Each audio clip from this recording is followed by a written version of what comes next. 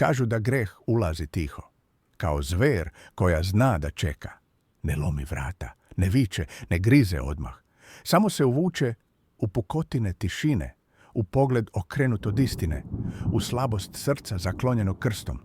Ja sam bio čovjek Boga, bar sam to govorio.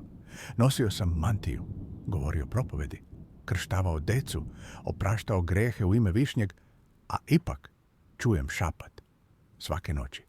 Znaš ti ko si. U početku sam mislio da su to ostaci snova. Umor, možda. Premnogo pogrešnih lica, previše smrti, previše tajni koje mi ljudi ostavljaju kao otrov u ispovedaonici. Mislio sam samo prolazno, samo težina poziva, ali šapat nije prestajao. Počelo je sa ogledalom u sakristiji. Pogledam sebe, a tamo nije bilo pogleda. Oči prazne. Kao da sam se gubio. Ne, kao da me neko drugi gledao iznutra.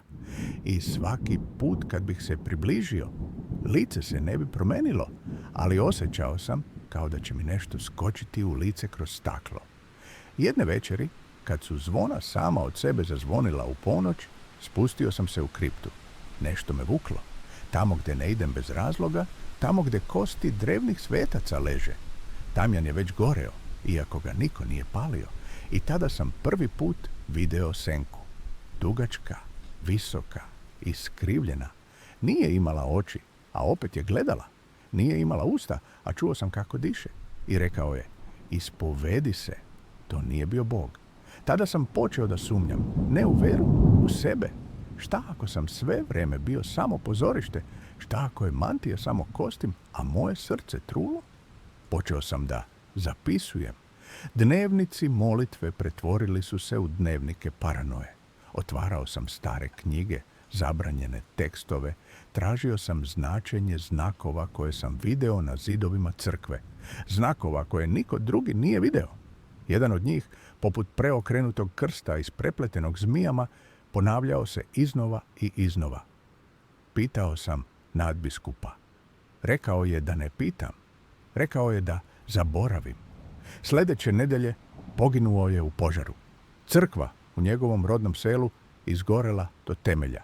Ostatak svetaca netaknut. Samo njegova soba izgorela kao paklena peć. Od tada sam znao, ovo nije više pitanje vere, ovo je rat. I ne znamo protiv koga ga vodimo.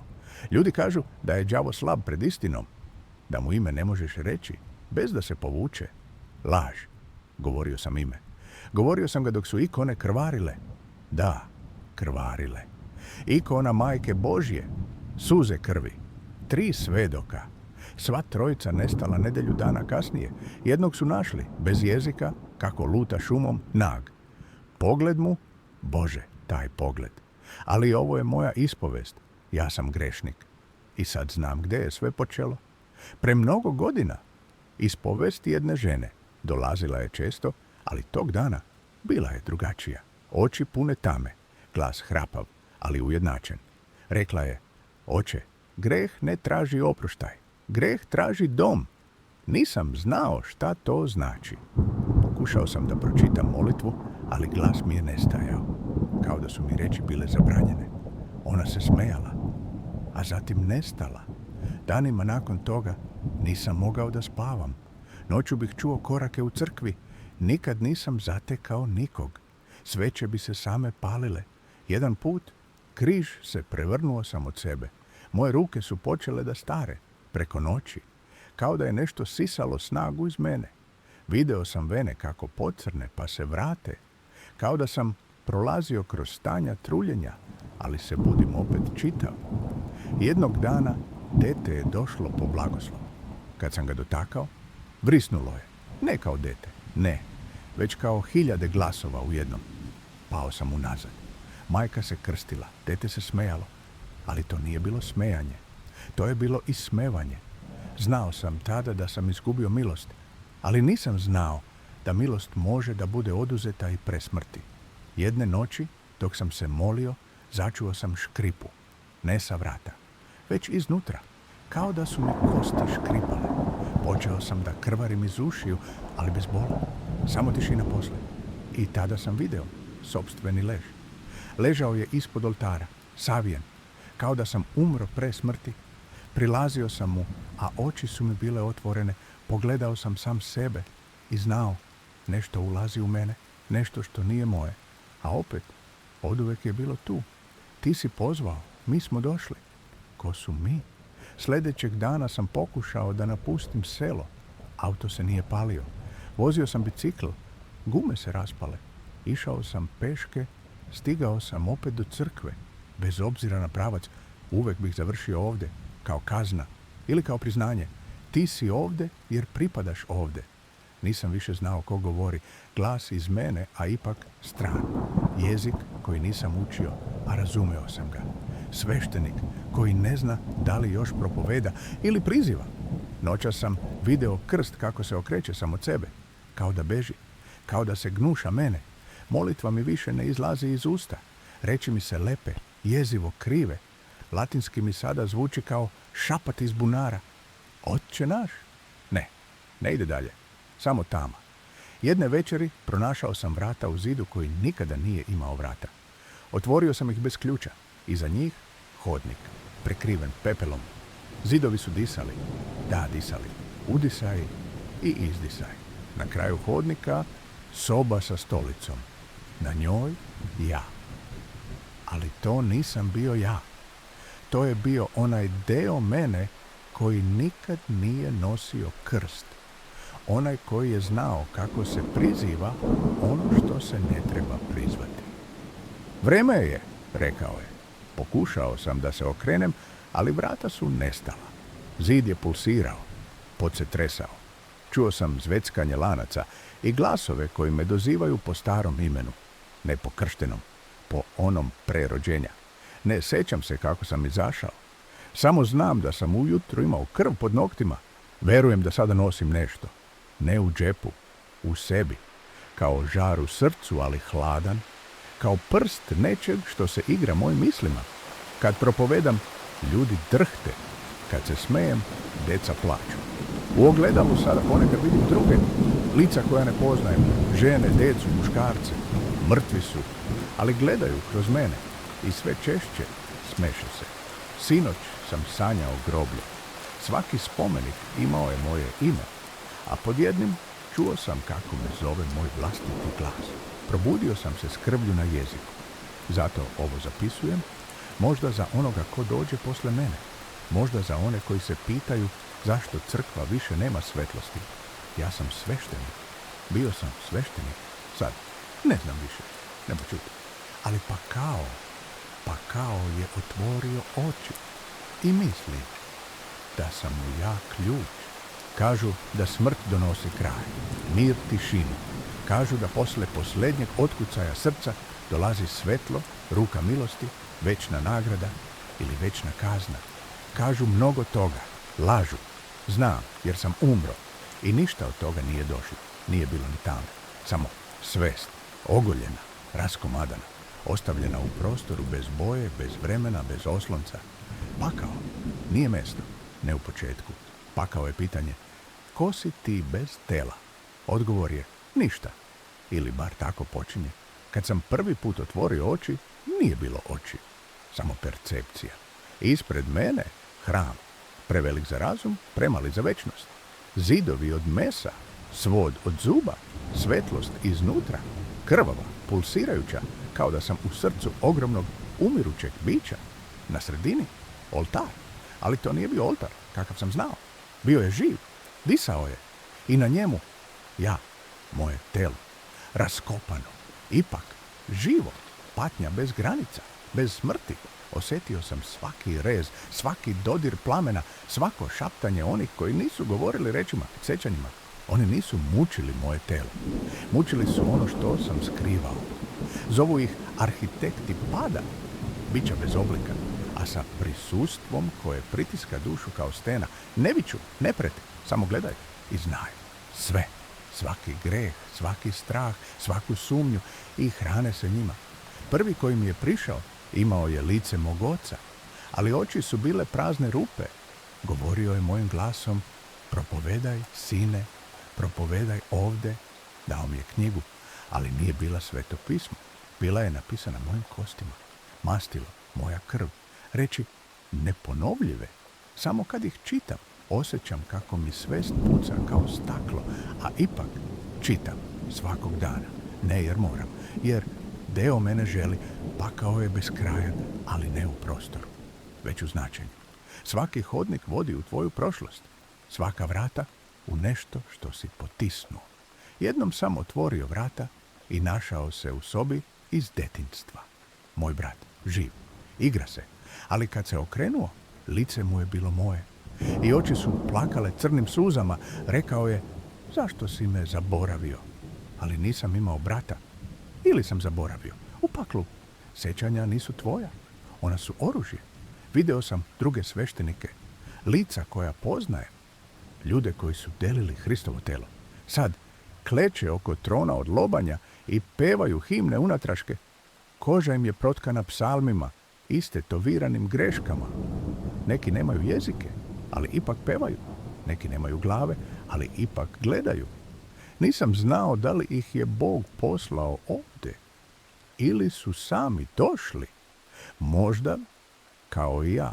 U jednom trenutku došao je on. Ne đavo iz priča, ne rogati princ tame. Ne. Bio je svetlost, nečista, prejaka.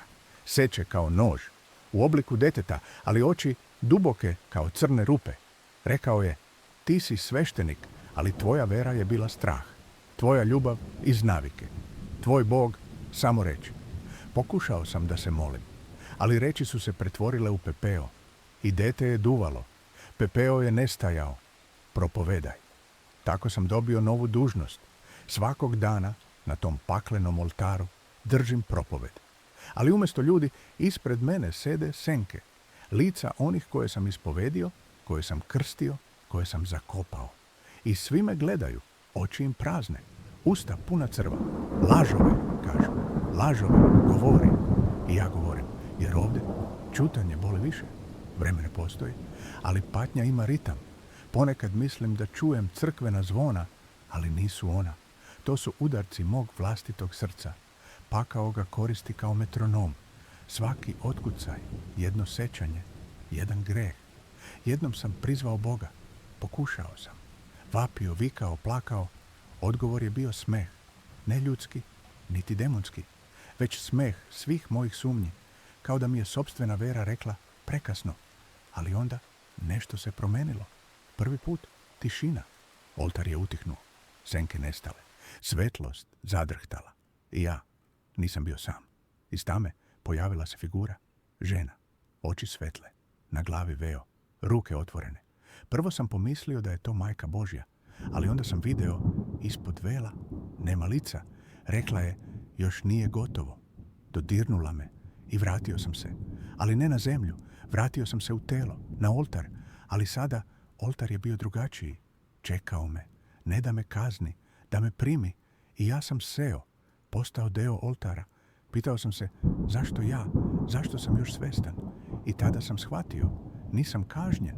Izabran sam ne od Boga, ne ni od đavola, već od njih, onih između, onih koji postoje u pukotinama svetova, koji pletu pakao ne da bi mučili, već da bi oblikovali.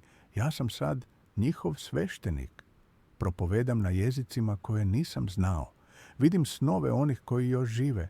Uzimam njihove grehe, pripremam ih za dolazak, jer pakao raste, širi se, traži sveštenike, a oltar je već u vašim crkvama.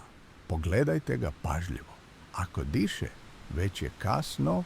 Ja sam se vratio. Nisam prošao kroz vrata. Nisam ustao iz groba. Nisam se rodio ponovo. Ja sam izronio. Kao ulje iz vode.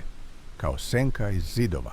Kao podsjetnik koji ne možeš da zaboraviš jer nikada nije bio tvoj. Ne sjećam se tačnog trenutka, niti mesta. Jednostavno, bio sam.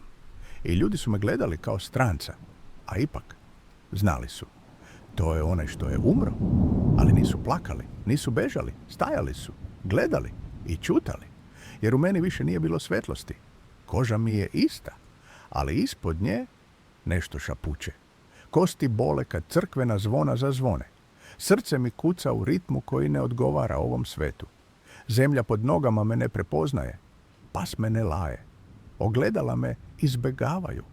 Pokušao sam da uđem u crkvu, ali vrata su bila zaključana iznutra.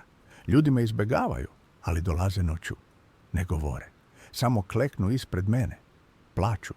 Neki režu svoju kožu. Neki nude decu. Neki samo žele da čute pored mene. I ja slušam.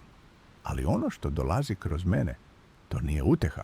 To su reči bez značenja, ali samoći. Otvorite meso. Oslobodite duh. Greh nije greh ako ga razumeš. I oni razumeju. Sve više njih. Grad se promenio. Ulice koje sam znao sada vode na pogrešna mesta. Kuće se šire iznutra. Ljudi sanjaju iste snove. Govore istim glasom. Govore o dolasku. Ti si prvi. Ti si glas. Ja nisam to tražio, ali sada znam, nisam ja taj koji se vratio. Oni su se vratili sa mnom. Ponekad, kad padne mrak, vidim ga.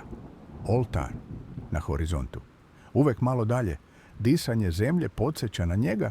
Crkva više ne zvoni u podne, zvoni u ponoć. I zvuk nije metalan, to je krici, ali niko ne reaguje, niko se ne boji, jer već pripadaju. Moje propovedi su sad pesme, niko ih ne zapisuje, niko ih ne uči, a ipak znaju ih svi. Deca ih pevaju unatraške, stari ljudi ih mrmljaju u snu. I osjećam, mreža se širi, svest se vezuje, nisu više vernici, nisu više ljudi, postaju prostor za ono što dolazi. Pokušao sam da se ubijem, ne iz straha, već iz nade. Da ću se vratiti u pakao, tamo gdje bar znam pravila, tamo gdje patim, ali postojim kao ono što jesam, ali telo ne umire. Krv teče, ali zatim se vraća. Rane nestaju. Ne zato što se leče, već zato što nisu prave. Ja nisam pravi, ja sam odjek. Neki sveštenici dolaze iz drugih gradova. Čuli su za mene. Kažu da su čuli kako duh mrtvog govori iz zvonika. Neki dolaze da me egzorciraju. Odlaze slepi. Jedan je počeo da se moli, ali reči su mu se pretvorile u pepeo. Drugi je počeo da levitira na glavačke. Oči su mu se prevrnule i vikao je, on nije on, on nije on, on nije. I onda se sam spalio. Počelo je da raste. Oko mene, ispod mene, unutar mene. Crkva sada je crna kula, prozori su oči. Krst je obrnut, ali ne iz pobune, već jer sad pokazuje put dole. I ljudi dolaze, hiljade, i ne pitaju ništa, samo ulaze i nestaju. Niko ne izlazi, ali ja ih osjećam. I dalje su tu, samo više nisu ljudi. Bog nije mrtav, ali otišao je. Ili se sakrio, ili ne želi da vidi, a pakao je sada ovdje. I ja sam njegova propoved. Jedne noći, dok sam sedeo na krovu katedrale koja više nije moja, nebo se otvorilo. Ali to nije bilo otkrivenje. To nije bila svetlost. To je bila pukotina, ogromna. I kroz nju oči, milioni. Svi gledaju mene. I tada sam znao, ja nisam prvi, ja sam posljednji. Posljednji koji se opire. Još malo, još malo. Sutra će se otvoriti oltar, pravi. Ne onaj u hramu, već u zemlji, u svakom čoveku. Jer telo je hram, duša je vrata, a greh je ključ. I ja sam ključar, vi ćete me pozvati, ne znajući, ne želeći. Ali kad otvorite oči i vidite mene u snu, već je kasno. Ja sam povratak koji niko nije tražio.